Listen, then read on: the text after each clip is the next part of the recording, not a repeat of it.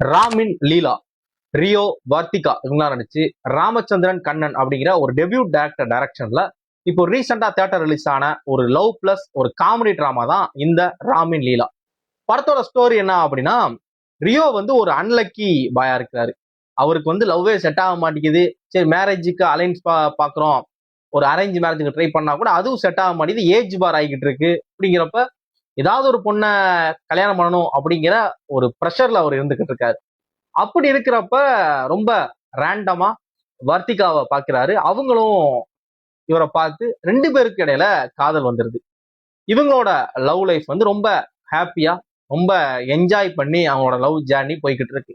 அப்படி போய்கிட்டு இருக்கிறப்ப வர்த்திகா ஒரே ஒரு கண்டிஷன் போடுறாங்க. என்ன அப்படின்னா, 6 மணிக்கு மேல, ஈவினிங் 6 மணிக்கு மேல மட்டும் எனக்கு நீ போன் பண்ணக்கூடாது, என்னை வெளியே எங்கேயும் கூப்பிட்டு கம்பேர் பண்ணக்கூடாது, நான் வரமாட்டேன், ஏன்னா எங்க வீட்டுல வந்து ரொம்ப ஸ்ட்ரிக்ட் அப்படிங்கிற மாதிரி சொல்றாங்க. சரி, ஓகே, இதுல என்ன இருக்கு, லவ் பண்றப்ப இந்த மாதிரி எல்லாமே பண்ண முடியாதுல, ஓகே அப்படிங்கிறாரு.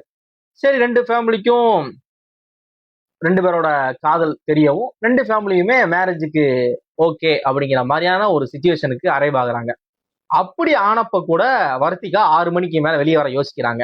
இவருக்கு ஒரு டவுட் வருது, என்ன 6 மணிக்கு மேல வந்தா என்ன, அப்படி என்ன தப்பு அப்படிங்கிற மாதிரியான ஒரு இதுக்கு அவர் வராரு.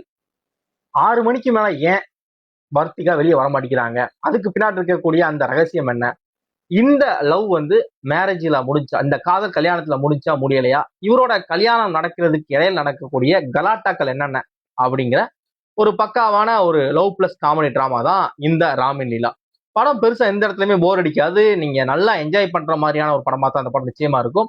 இதே ஸ்டோரி பிளாட்ல எக்ஸாக்டா இப்ப ரீசெண்டா ஒரு படம் கூட ரிலீஸ் ஆச்சு. ஆனா ட்ரீட்மெண்டா இந்த படம் அதுல இருந்து ரொம்ப வேறையா இருக்கு. படத்தோட எடிட் பேட்டர்ன் ஆகட்டும், படத்தோட சினிமாட்டோகிராஃபி, ஒரு படத்தோட மியூசிக் ஸ்கோர் எல்லாமே இந்த படத்தை வந்து நல்ல ஒரு ஒரு ஒரு ஒரு கம்ப்ளீட்டா ஒரு மெட்டீரியல் ஆக்குறதுக்கு இது படம் நல்லா ஹெல்ப் பண்ணிருக்கு. படத்துல ஹீரோ ஹீரோனை தவிர்த்து நிறைய கேரக்டர்ஸ், சப்போர்ட்டிவ் கேரக்டர்ஸோட அந்த கேரக்டரைசேஷன் வந்து ரொம்ப பக்காவா சூட் ஆயிருக்கு. அவங்க எல்லாருமே ஞாபகம் வச்சுக்கக்கூடிய இம்பார்ட்டன்ட் கேரக்டர்ல பண்ணியிருக்காங்க. படம் உங்க நியர்பை தியேட்டர்ல அவைலபிளா இருக்கும், பாருங்க. பார்த்துட்டு உங்களோட ஒப்பீனியன் என்ன அப்படிங்கிறத மறக்காம சொல்லுங்க.